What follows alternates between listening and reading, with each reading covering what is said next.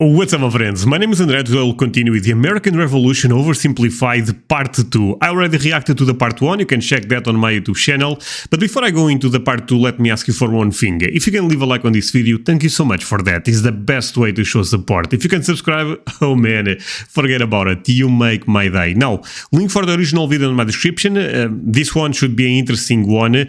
We end up ending the Part 1 and Washington not looking that great with his troops. So let's see how this will plays out now. Washington's butt was sufficiently kicked. Winter was here. His troops' morale was low, some just up and left. Washington needed to do something, anything to restore faith in the revolution. True. The British had spread throughout New Jersey and settled in for a winter of drinking cider and partying hard. Okay. Nobody expected an attack in the winter, so Washington started the guy put "This is the life." Oh yeah. making plans for an attack in the winter. The British had hired a large force of Hessian mercenaries from the German states of Hesse-Kassel and Hesse-Hanau to fight the rebels. It was these mercenaries that were stationed across the Delaware River from Washington and his army. And there were more Hessian reinforcements incoming, but they made an unscheduled stop because their commander got thirsty. No, not that kind of thirsty. First, thirsty. Just drink some water. That kind of thirsty. It was Oh, okay. So yeah, never mind about the water. Christmas Eve with a blizzard outside when Washington heard the Hessian defenses were down and he decided to attack. He made a perilous crossing of the icy Delaware River with 2,400 men and marched 9 miles to Trenton, where he caught the Hessian forces completely off guard. After a short but fierce battle, the Hessians surrendered in droves. It was a much-needed victory that sent a clear message not only to the British, but to Ooh, this was crucial, and we are making a comeback, I feel like. Americans across the colonies. I'm American. Was far from lost. General Cornwallis led the British forces south to counterattack the Americans, but in a series of battles, Washington's defensive positioning and flanking maneuvers defeated the British 3 times in 10 days, and the British decided to abandon southern New Jersey for the rest of the winter. Washington finally set up a winter camp in Morristown, but for the Americans, there was much less partying than the British. Yeah, they don't look that happy. Elsewhere, the British had taken Newport, Rhode Island, because it was a good naval base. In the south, they failed to take Charleston, South Carolina, which left British loyalists unsupported and vulnerable to more harassment and even mass expulsion. Congress sent Benjamin Franklin to France on a mission to convince them to join the war, and while the French generally loved any opportunity to hoodwink the Brits, they didn't want to join unless it was a sure win. So for now, Franklin spent his days chilling out and chasing tail. The British Parliament couldn't believe the war wasn't over yet, and the pressure was on to end it. So the British I believe it. General Burgoyne in Montreal and General William Howe in New York would advance through the Hudson Valley and meet in the middle, splitting the colonies in two and thus screwing over the American communication lines. Burgoyne began his movement south, and after taking Fort Ticonderoga quite easily, he then came across heavy American resistance, so he sent Howe a dingle-dongle asking if he'd be showing up anytime soon. Meanwhile, Howe had completely abandoned the plan and gone for all-out personal glory by capturing the American capital, Philadelphia. He defeated Washington and his army. Ooh, that was a mistake, probably. At Brandywine Creek by using the old hit him with a decoy and flank him from behind tactic, and Philadelphia was now in British hands, forcing Congress to escape to York. But Burgoyne was left on his own to face the ever-increasing American force in Saratoga. American General Horatio Gates teamed up with our old friend Benedict Arnold to deal one final blow to Benedict Arnold never gets credit of anything, I feel like. Burgoyne's army. Arnold wanted to take the fight to the British, but Gates wanted to wait for the British to come to them. After a heated debate, Gates, the senior officer, told Arnold to go to his room, but Arnold defied his orders, and at the Battle of Bemis Heights, he charged at the British and obliterated them. Great job, Horatio. By the way, what happened to that other guy who was in Saratoga? Who? Benedict Arnold. Never heard of him.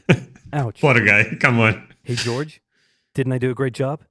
Taking Philadelphia and all? Yeah.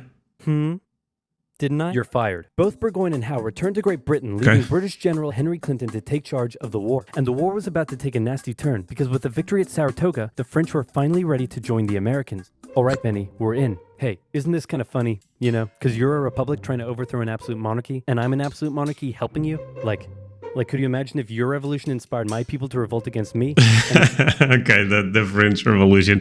I never thought about this. This is really interesting. Then they imprisoned me and all my family, and they chopped all of our heads off. Could you imagine? Yeah. That's called foreshadowing.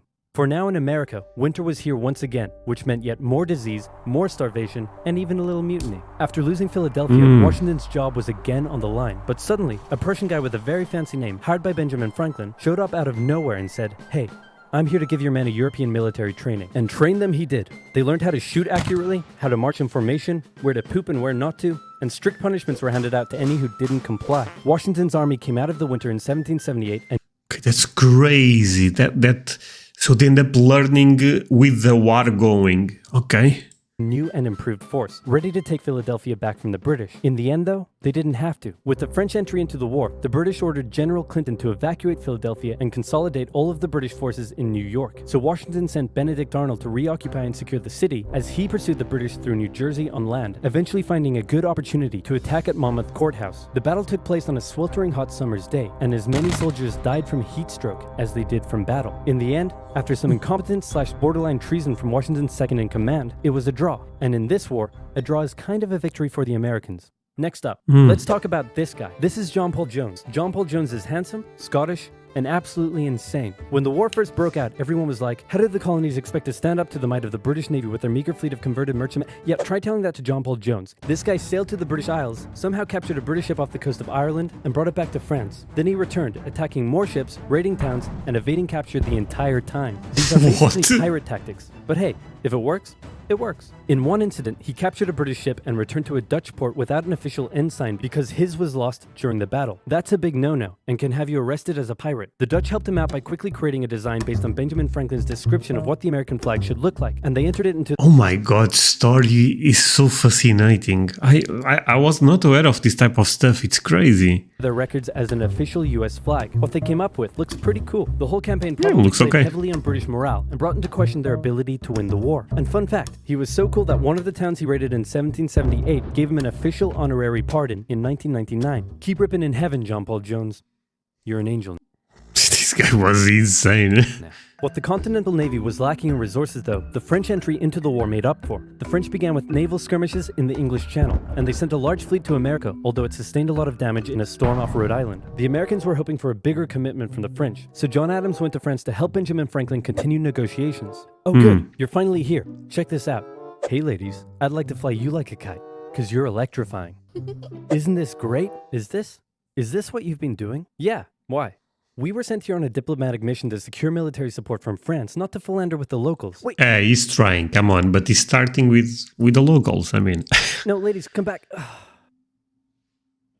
Worst wingman ever. Yeah. But the Americans would get some more help. The Dutch provided aid, although they never formed an official alliance. More significantly, though, the Spanish, who had already been providing aid, officially joined the war in June 1779. They would provide support in the Midwest and the Gulf Coast, campaigns that heavily impacted the Native American tribes in those areas. Both sides actually enlisted the help of Native American tribes throughout the war, sometimes even pitting those tribes against each other. In the summer of 1779, after a series of raids against the Americans by the Iroquois, Washington organized an expedition that burned down more than 40 villages, forcing the tribes to relocate to Canada for British protection. And another group that shouldn't go unmentioned were African Americans, both free and enslaved. They joined both sides of the war, hoping to gain their freedom. But afterwards, many were simply returned to slavery, particularly those who had fought for the Americans. Despite owning that's a bit sad. Can we all agree with that? I mean, slaves himself, Jefferson had written a condemnation of slavery in the Declaration of Independence, but out of fear of offending the southern colonies, this was removed from the final draft. For the same reason— Oh, wow. See how things can change with one simple line, you know. American Army stopped enlisting African American men in 1775, a policy that Washington, a slave owner himself, supported. But they were forced to reverse the policy after the British promised freedom to any slaves who joined them. In general, you stood a better chance of gaining freedom if you fought for the British. However, even those that left with the British after the war suffered mistreatment and discrimination in their new lives outside of America. Our good friend Benedict Arnold is now in charge of Philadelphia, having a good time, partying down with— Okay, Arnold is making a comeback. I feel like, okay, good on him. And even marrying a member of the Philadelphia elite, the same elite that had partied down with the British when they controlled the city.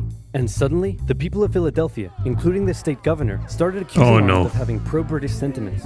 To keep people happy, Washington wrote a letter rebuking Arnold, calling his conduct imprudent and improper, and that was too many ouchies for Benedict Arnold to handle. He asked Washington to put him in charge of the fort at West Point. Then he contacted the British, offering to hand the plans of the fort over to them and join their— Oh my god, this— okay. I never trusted him. Oh, never mind. side. Our good friend Benedict Arnold is our good friend no more. Luckily, the treasonous plans were discovered on a captured British officer, but Arnold managed to escape before he was arrested. As a British brigadier general, he would go on to lead raids against American cities, most notably his raid of Richmond, Virginia in 1781. His betrayal shook George Washington, who had once again set up camp at Morristown. His leadership somehow held the Continental Army together through the harshest winter of the war. We're entering 1780, and Parliament was hopping mad that the war still wasn't over. The British debt was soaring, and despite taking parts of Massachusetts in late 1779, the North was in a stalemate, so the British decided to make a major shift in strategy to the south, an economically rich area with a higher level of support for the British, or so the British thought. A year earlier, they had captured the underdefended city of Savannah, Georgia easily, and a joint American-French counter-siege failed.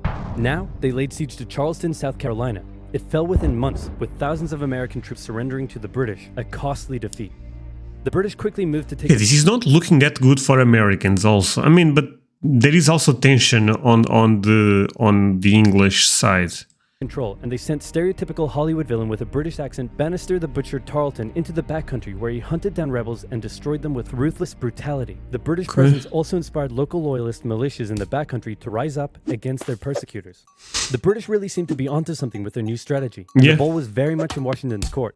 I'm gonna send my most loyal general, Nathaniel Greene, to the south to stop the British. Gonna have to overrule you there, George. We're sending hero of Saratoga and your biggest rival, Horatio Gates. Watch this, George. I'm gonna save the day again, everybody will love me, and I'm gonna get your job. Here I go. And he got into one battle with Cornwallis, got annihilated, and ran away.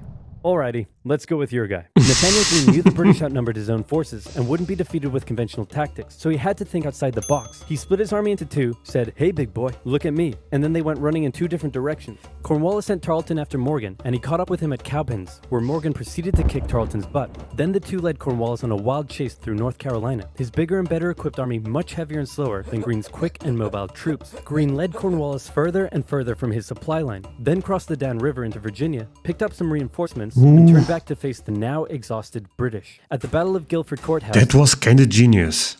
the two sides engaged in vicious close combat. Cornwallis, fearing loss, fired his big guns into the chaotic fighting, cutting down many of his own men. Greene retreated, giving Cornwallis the victory, but Cornwallis lost a quarter of his men in the fighting, so it felt much more like a British defeat. At this point, both sides desperately needed something to happen soon to end the fighting. The British were running out of money, while the Americans were again This is looking bad for everyone, I feel like, at this point.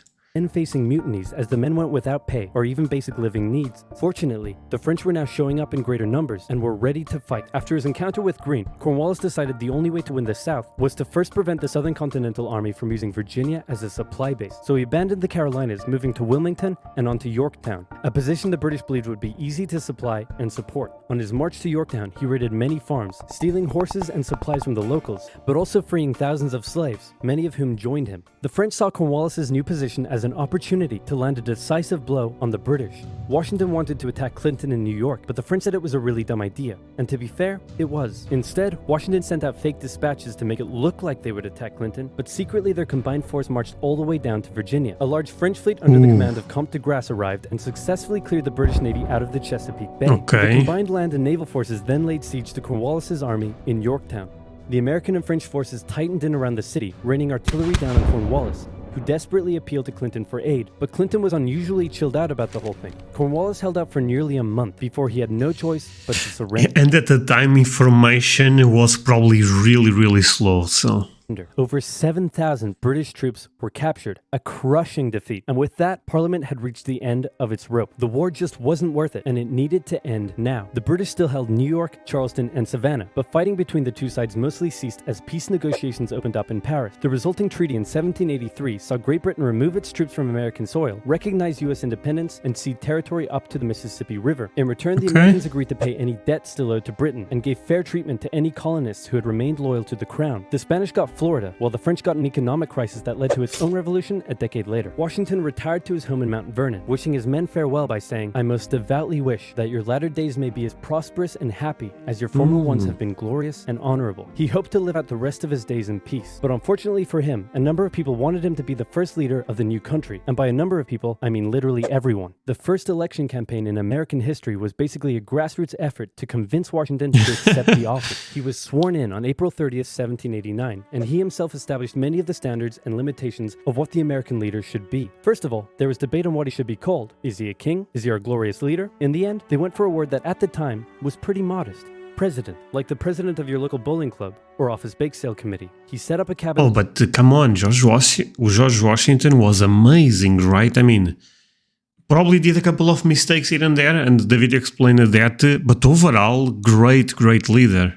of expert advisors, knowing that no president could know everything, no matter how much of a stable genius they claimed to be. He proposed major legislation to Congress and gave an annual State of the Union address to keep his own power in check. He stated that the US should remain neutral in foreign conflicts, and in the end, he voluntarily gave up his power after just 2 terms. He could have made the presidency anything he wanted, but his careful and cautious actions helped set the precedent of an office that is powerful in its limitations, Amazing. decisive through its diplomacy, and respected in its humility. And so the United States was born, and everything was perfect. It had no problems, not a single one. Certainly nothing that would, I don't know, cause such an extreme divide that it would lead to a civil war.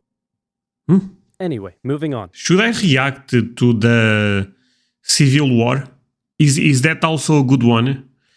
Because I thought the American Revolution was the most important. Let's do a quick poll. Most of you guys are not watching. I'm sorry, until the end because I can look at the stats on YouTube. But put one in the chat if you would like me to react to the civil war, because that can be a fascinating one, right? Put one in the chat, leave a like, all the good stuff, as you guys are aware, and yeah, I will do it for sure. Thank you so much for watching, guys. This was an amazing video. Actually ended up learning quite a lot. And yeah, I mean, I was really impressed with Washington. Not gonna lie, I thought overall was a great leader. So yeah, guys, see you guys next time. Leave a like, and bye, my friends.